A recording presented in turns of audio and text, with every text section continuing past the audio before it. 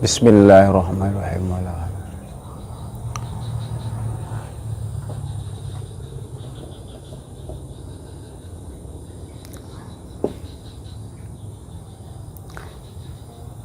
Wal nazkur lakal aqaidal khamsina mujmalatan qabla zikriha mufassolatan.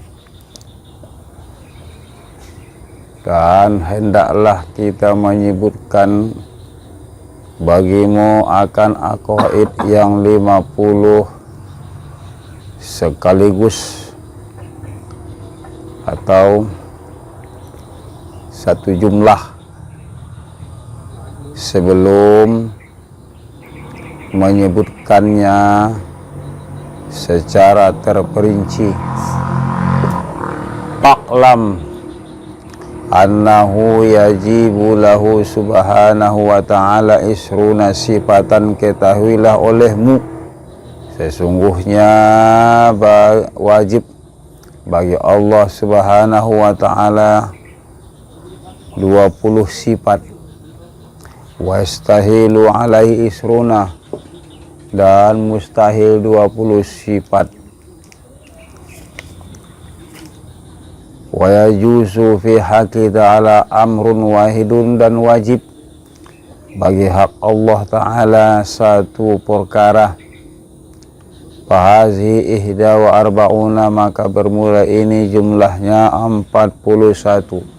Wa yajibu lirrusuli arba'atun wa yastahilu alaihim arba'atun yajuzu fi haqqihim alaihimus salatu wassalam amrun wahidun. Fahadhil khamsuna, dan wajib bagi Rasul 4 dan mustahil atas mereka 4, dan jais pada hak mereka 1, maka ini jumlahnya 50. Wa sayati tahrirul kalami 'inda zikriha mufassalatan insyaallah ta'ala, dan bakal datang uraian kalam menurut kami secara terperinci insyaallah ta'ala. Jadi musonib tadi menjelaskan, sebelum kami sebutkan secara terperinci atau terurai, kami sebutkan dulu sejumlah atau sekaligus mana jumlah yang 50 tuh. Ternyata musonib menjelaskan 20 yang wajib bagi Allah, 20 mustahil, 1 yang jais, 41. Lalu 4 yang wajib bagi Rasul, 4 yang mustahil, tambah 1 jais, 5. 9. Jadi 41 ditambah 9 menjadi 50. Nah, inilah akan dibahas oleh musonib dalam kitab ini, yang wajib kita ketahui satu persatu beserta dalilnya, agar kita terbebas daripada iman taklid atau iman yang diperbincangkan oleh para ulama. Al-awalu minas sifatil wajibatu lahu ta'ala al-wujudu wa ikhtalafa fi ma'nahu, faqala gharul imamil ash'ari wa man tabi'ahu al-wujudu hiyal halul wajibatu lizzati madamati zatu wa hazil halu la tu'allalu bi'illatin. Dan bermula yang pertama dari sifat-sifat yang wajib bagi Allah Ta'ala adalah wujud, dan berbeda-beda dalam memaknainya. Maka berkata selain Imam Asy'ari dan orang yang mengikutinya, bermula wujud dia hanyalah sifat hal yang wajib bagi zat selagi zat itu masih ada. Wahazil hal, dan bermula ini sifat hal, tidak ada ilat dengan satu ilat pun. Wa makna kaunuhu halan, wa makna kaunuha halan, dan bermula makna keadaannya hal annaha lam tartaki ila darajatil mawjudi hatta tusyahada walam tanhatta ila darajatil ma'dumi hatta takuna adaman makhdan bal hiya wasitatun bainal mawjudi wal ma'dum. Titik. Maka sesungguhnya tidak naik kepada derajat mawjud sehingga engkau menyaksikan, dan tidak turun ia kepada derajat makdum sehingga adalah ia tidak ada semata-mata. Bahkan dianya di antara wujud, bahkan dianya mengantara di antara mawjud dan makdum. Titik. Lalu sifat yang pertama itu yang wajib bagi Allah wujud. Dalam memaknai wujud ini, para ulama berbeda-beda pendapatnya. Berkata ulama selain Imam Asy'ari beserta pengikut selain Imam Asy'ari tadi, wujud itu katanya adalah sifat hal, suatu sifat hal yang wajib bagi zat selagi zat itu masih ada. Selagi zat itu masih ada, maka dia memiliki sifat wujud, artinya ada.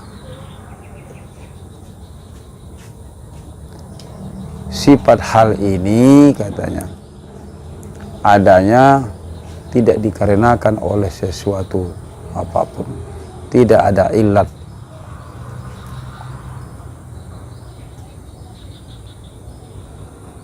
Lalu apa itu makna hal katanya?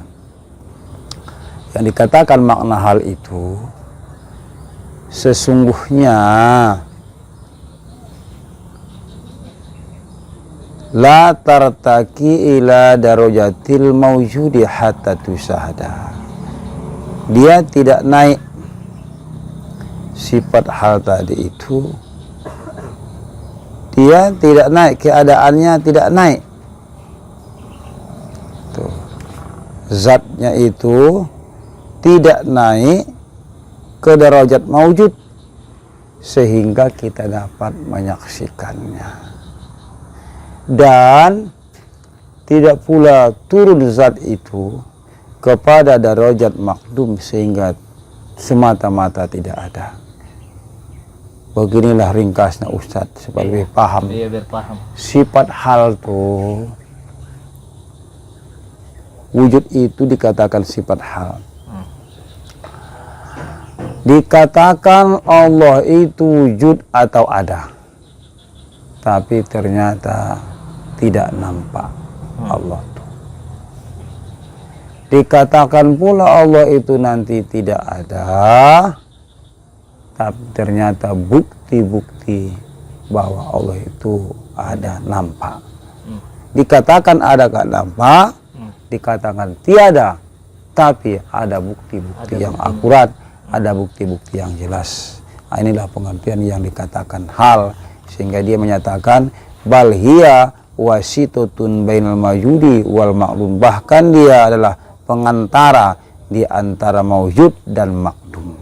Kalau mawjud itu nampak dilihat, kalau makdum tiada, dia Tidak nampak. tak nampak. Ya. Nah, itu. Antara itulah ya kan. Itulah pendapat selain Imam Asy'ari tadi dan orang yang mengikutinya. Karena wujud ini adalah sifat nafsiyah. Sifat nafsiyah itu kepada zatnya Allah. Sementara zatnya Allah ini tidak ada yang mengenalinya. Tak ada satupun yang bisa mengenal zat Allah. Dan kita pun haram memikirkan tentang zat Allah. Maka dijelaskan la ya'rifullaha illallahu, tidak yang mengenal Allah kecuali Allah. Wujud artinya ada. Adanya apa? Allah itu ada. Jadi kepada diri dia ada. Nah itu. Jadi selagi Allah itu ada, pasti dia wujud. Itulah dikatakan sifat hal tadi. Penjelasan mereka Lain nanti penjelasan yang mengikuti Isy'ari nanti ada sedikit perbedaannya. ada perbedaan. Karena masalah menyangkut wujud ini memang itu tadi karena merujuk kepada zat Allah atau sifat dirinya dikatakan sifat nafsiyah, maka wajar sajalah para ulama berbeda pendapat.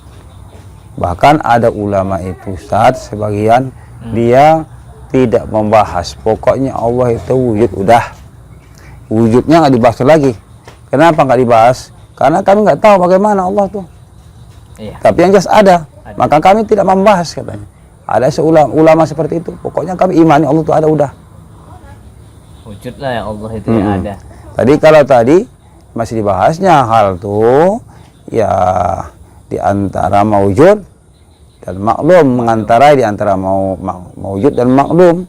Dikatakan maujud tak nampak, dikatakan maklum ada bukti. Ada bukti. Allah tuh ada. Ada. Mana ya nggak nampak? Iya. Karena dia nggak bertempat. Iya. Tapi buktinya Allah itu ada banyak. Ada. Termasuk adanya kita, adanya alam, adanya bumi, adanya ruh kita. Iya.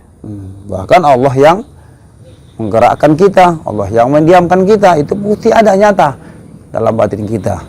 Bisa dirasakan bahwasanya Allah itu maha nyata dan ada, tapi tidak bisa terlihat atau terhalang. Tuh. Itulah dikatakan tadi sifat hal la tartakik ila darajatil mawjud hatta tusahada katanya. Dia tidak naik kepada derajat mawjud sehingga kau saksikan dia. Gitu. Wala tanhato, dan dia tidak turun ila darajatil ma'lum kepada darajatil ma'lum sehingga memang dia tidak ada semata-mata.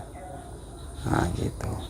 Dibilang ada tidak kelihatan kan, nggak nampak secara ini kan. Tapi dibilang tidak ada buktinya kan gitu ya, nyata buktinya nyata terang. buktinya. Itu namanya katakan sifat hal. Iya. Ada orang ulama menjelaskan bahwa wujud itu dikatakan sifat hal bagi Allah Subhanahu wa taala. Ada mau ditanya Ki? Apa itu? Seandainya orang ini nggak belajar nih tauhid ya kan, dia nggak percaya bahwa takdir itu, artinya katanya itu harus diusahakan gitu. Ya, padahal misalnya udah takdirnya, berarti salah kamu itu tidak mau mengusahakan misalnya katanya gitu. Contohnya pekerjaan misalnya, padahal udah berusaha mendidik anak contohnya, tapi anak tetap bandel. Yang disalahkannya orang tuanya gitu. Nah, padahal udah nyata orang tuanya melakukannya, mendidiknya, menyekolahkannya ke pesantren gitu kan. Berarti kan dia nggak percaya takdir itu. Itu rusak keimanannya dan iktikadnya itu salah, rusak. Kenapa? Al-imanu bil qadari. Iman dengan qadar Allah atau ketentuan Allah, khairi wa syarhi, baik buruknya dari Allah.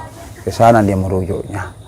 Jadi kalau dia nggak iman kepada takdir itu bisa imannya rusak, atau memang berpikir dia bahwasanya di situ kita ada upaya yang memberi bekas atau memberi manfaat. Iya.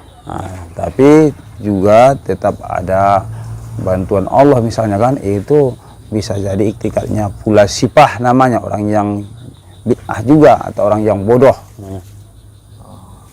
Dan itu tidak perlu dilayani kan? Nggak penting dilayani lah. Iya, artinya diam, ya udahlah diam aja. Ada orang bilang harusnya kau yang tahu mengasih tahu misalnya katanya. Cuman itu Ki. Ada yang tahu. Harusnya kau tahu, harusnya kau menasihati dia katanya. Mengasih tahu dia gitu. Oh, kalau itu memang pula, kalau masalah menasihati memang ya harus nasihati. Tapi habis dinasihati, dia tetap ngotot misalnya. Kita diam, apakah kita termasuk salah misalnya gitu loh? Enggak lah, Enggak, ya? Kita kan hanya sebatas menasihati saja. Kalaupun kita nasihati, hatinya tidak terbuka, ya wes kita pasrah.